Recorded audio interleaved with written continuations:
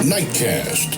Stephen Lloyd Gilbreth brings you the current news from the world today and how it relates to Bible prophecy. Understanding the end-time events leading to the peaceful world tomorrow.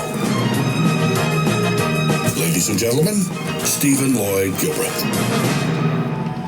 Good evening, friends. Welcome to this June 28, 2015 edition of Nightcast. Tonight we go to Greece, where the Greek banks are to remain closed and capital controls will be imposed, according to Prime Minister Alexis Tsipras. Gavin Hewitt has this opening report. Tonight, the Greek Prime Minister Alexis Tsipras met here with his cabinet. They were told Greek banks would remain shut indefinitely. There would be restrictions on cash withdrawals. Greece was in the midst of a financial emergency, and the Prime Minister appealed for calm.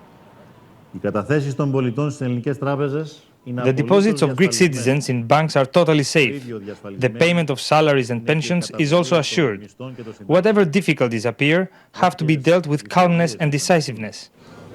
What prompted the announcement here about capital controls?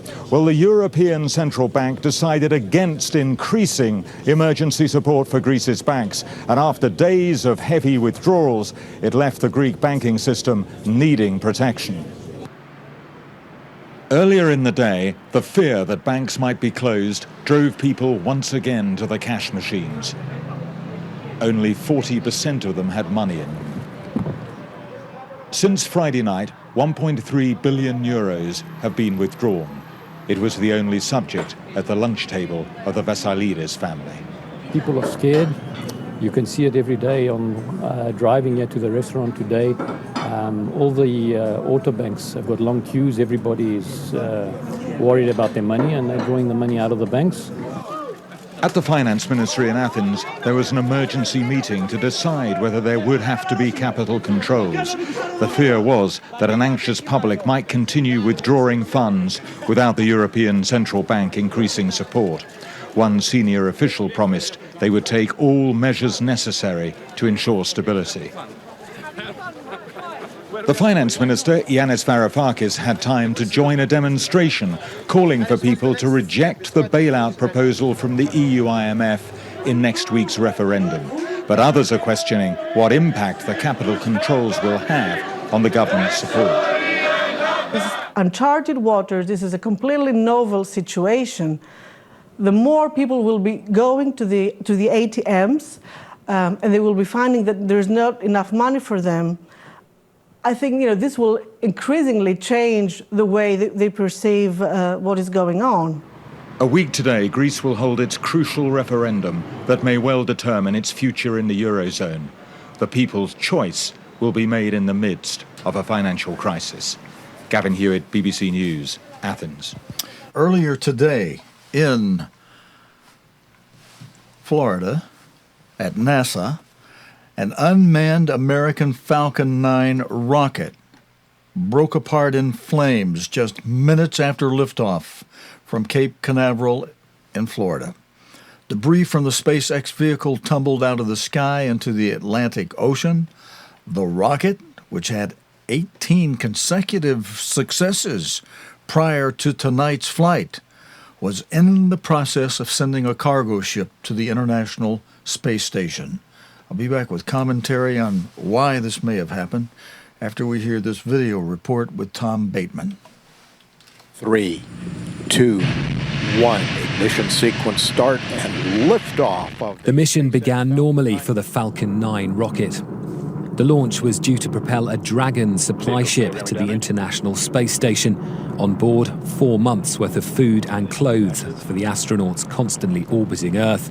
It was also carrying a docking port that would allow future rockets launched from US soil to take astronauts to the space station. Data coming back shows vehicle on course, on track. But around 2 minutes into its flight, disaster. And we appear to have had a launch vehicle failure. NASA says there is no immediate risk to the astronauts on the International Space Station, who have enough food and supplies to last until October. We've always assumed that we would lose a vehicle every so often. Space flight is very hard. Getting to low Earth orbit is extremely challenging, and it does challenge the systems that fly into low Earth orbit every time they go. So we expect that. Of course, having three this close together is not what we'd hoped for. However, fortunately, we had put ourselves in a position prior to even the orbital flight where we had quite a bit of logistics on board to support the crew, and that's helped us through this period. The failed launch was witnessed from the space station itself. One of the astronauts on board, American Scott Kelly, tweeted, "Watched Dragon launch from space station, sadly failed. Space is hard." It is not the first failure of a cargo mission to the International Space Station. In October, a rocket belonging to another private contractor exploded. Got main engines at 108%. Avionics power nominal. At least $200 million worth of equipment was lost. In April, a Russian ship's cameras showed it spinning out of control in Earth's orbit. It burned up along with all its precious contents. But this is the first such accident for SpaceX and is a setback for NASA. The mission was an important technical step towards the US once again being able to send astronauts into space from US soil. Since the shuttle was decommissioned, the US has had to rely on Russian Soyuz rockets for manned trips to the space station, a fact which still dents the pride of some in the American space community. Tom Bateman, BBC News, Washington. Friends, I mentioned to you before that report I would have some commentary on as to why this space necessarily, NASA's well experienced. They've had, we mentioned all the dozens of successful rocket launches. Well, rocket launches prior to this, so NASA's well experienced at launching these missiles. Now, Russia, they had a catastrophe with one a few months ago. Now we're trying to send the food up there, and catastrophe. But this follows something, and I'm just going to make a quick mention of Leviticus 26, Deuteronomy 28. The great God who created the heavens and the earth and mankind and all the animals. And man, by the way, did not evolve from animals. God made the animals first, but then on the sixth day he made man, and from man he took a rib and made a woman. Now that's how man got here, not the way you sometimes, most oftentimes now, hear about the evolution in your schools.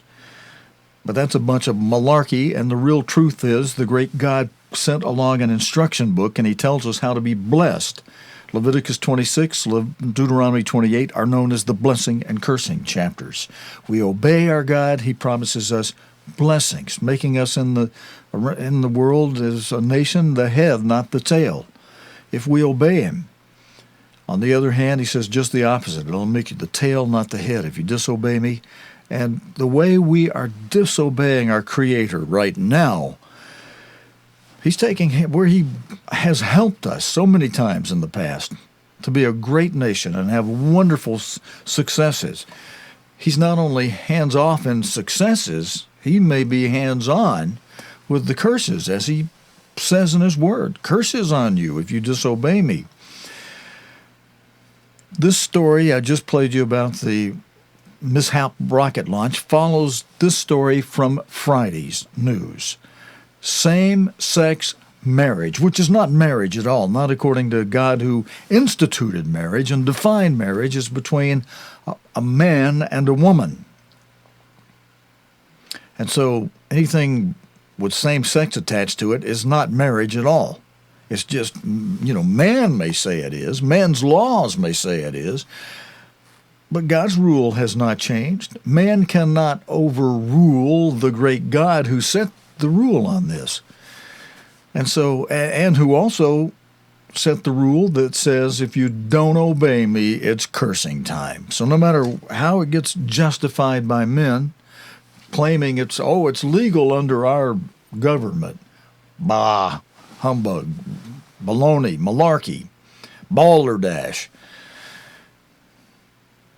A man has tried to make same-sex marriage, and it's been ruled a legal right in the United States in a 5-4 vote in the Supreme Court. The decision means that the 14 states which currently ban same-sex marriage will no longer be able to enforce that law. The ruling, which sparked celebrations outside the court in Washington, D.C., horrifying. The celebrations of this perversion, horrifying, brings to an end more than a decade of bitter legal battles. Speaking outside the Supreme Court, the BBC's Gary O'Donoghue said the ruling was a landmark moment in American social society. I'll have commentary on that landmark moment in a moment after this video.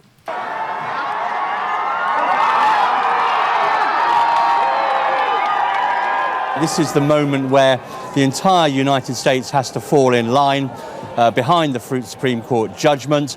No longer this business of where you live depending on what rights you have. Wherever you live in the United States now, if you're a same-sex couple, you will be able to marry. It was happening bit by bit, state by state. We had something like 2/3 of the states already permitting same-sex couples to wed. There was a guerrilla war, if you like, in the federal and local courts, but this really puts it to bed today. This says that it's an equal opportunity issue, it's a constitutional issue, and that same-sex couples have exactly the same rights as anyone else. It's a landmark moment in American social history. Gary, how much debate has there been that this came from a Supreme Court ruling rather than a piece of legislation passed through Congress? Well, that's been central, really, to the arguments of the opponents to same-sex marriage. They say, look, this is not for judges to make up their minds. This is for people to make up their minds. This is for people to vote in their legislatures around the country, in Congress here. It should have been left up to the people to decide. Well, this Constitution here has provision for the court to adjudicate on what laws are constitutional and what laws aren't, and it's decided that these laws that ban same-sex marriage were unconstitutional. And frankly, that is an end to it. There has been a good deal of reaction, as you can imagine. One of the Republican contenders for the nomination, Mike Huckabee, the former governor of Arkansas, he called it judicial tyranny. He said it should have been left up to legislatures to decide this sort of thing.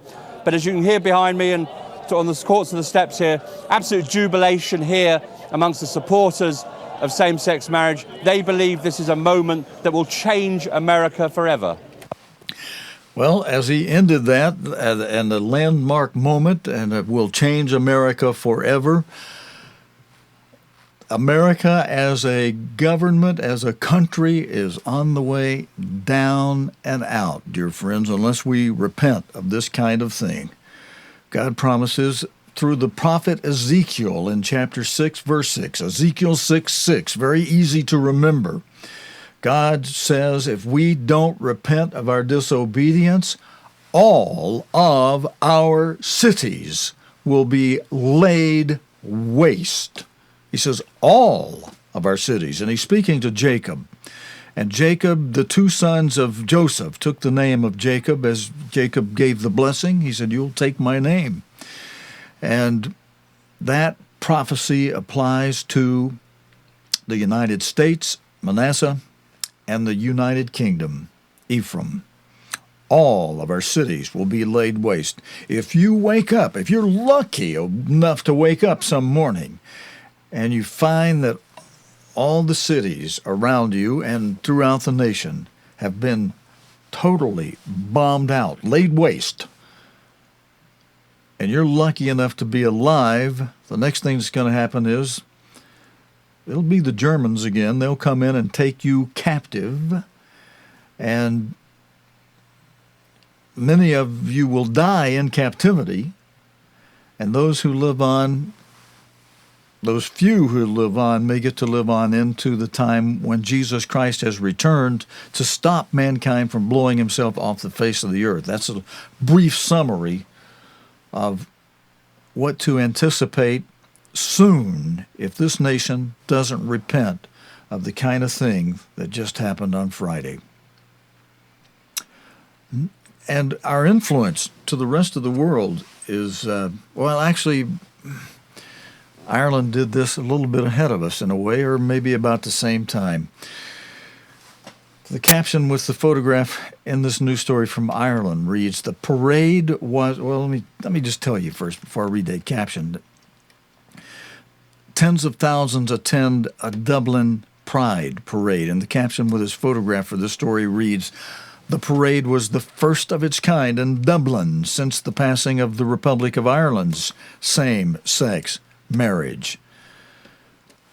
And what happened there, friends, is tens of thousands of people attended Dublin's annual Pride Parade, the first event of its kind since the Republic of Ireland voted to legalize same-sex marriage. So Ireland, you're in the boat with the United States, and the UK's in there with it. They've legalized it in their country. You're all in the same boat together, waiting for God's judgment soon to come, as the prophet Ezekiel prophesied for these latter days, a time which this prophecy could not have happened before today, when we have nuclear bombs that are capable of blowing up an entire city. In Dublin, organizers said it was the biggest turnout in the history of the parade. The march through the city center was led by a float with a banner that read, "The future is equal." Now, your future, Ireland, like the U.S. and like the U.K., from the prophet Ezekiel, chapter 6, verse 6, is all of your cities will be laid waste. And that's just for starters. Those who are left alive will be taken captive. Many of those taken captive, if you live through it and you're taken captive, many of you will die in captivity. Others in this parade carried posters that read, "Thank you," and "Yes," in reference to the historic referendum on May 22nd. And the caption with this photograph part of this story, friends, reads, "The parade was the biggest in the event's history, according to its organizers." Now, there is a country, it's Uncle Edom, who's modern-day Turkey. Perhaps a little more honorable than the United States, the United Kingdom. And I'm ashamed to say that. I used to be very proud, always proud of this country. But our uncle, Edom, in Turkey, they dealt with this gay pride rally they had over there in this way. Let me bring this photograph forward for you. Turkish police have used water cannons, tear gas, and rubber bullets to clear a gay pride rally from Istanbul's central square. Between 100 and 200 marchers were chased away from Taksim Square earlier today after a police vehicle fired several jets of water to disperse the crowd. Eyewitnesses said police charged after protesters unfurled banners depicting the government of President Recep Tayyip Erdogan as a fascist. And friends, now we go to England for our next story.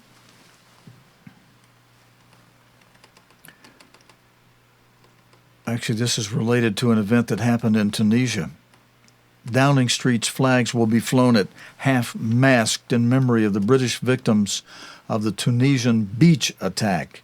Footage has, the world's going crazy. A man on the beach shot a bunch of people. Footage has appeared on social media that appears to show the gunman, 23-year-old Rezgui. I'm not sure I'm pronouncing that name right. R-E-Z-G-U-Y, his last name. Safedin, his first name. Shortly after he carried out the attack at a beach resort in Sousse on Friday, a total of 38 people were killed, including at least 30 Britons. And we do have video on this. Here's Ben Brown with this video report. New footage has emerged, which has surfaced on social media and has come out online. Now, it appears to show, we can't verify it, but it appears to have been filmed from the roof during the attack by the lone gunman which started on the beach behind the hotel. And it appears to show the gunman. You can just see the gunman there running along the shoreline through the sand, running pretty fast, in fact. It appears that this is when he's already shot people on the beach, on their sun loungers, and he turns left up the beach, and he appears to be running towards the hotel where the swimming pool is, and that is where he carried out more of the killings. Running, as you can see, pretty fast there through the sand. This 23-year-old electrical engineering student, and that was filmed from a rooftop, and the people who filmed that were heard during that footage actually saying, "That's him on the beach, let's throw rocks at him, catch him, catch him." So dramatic new footage that appears to show the gunman on the beach.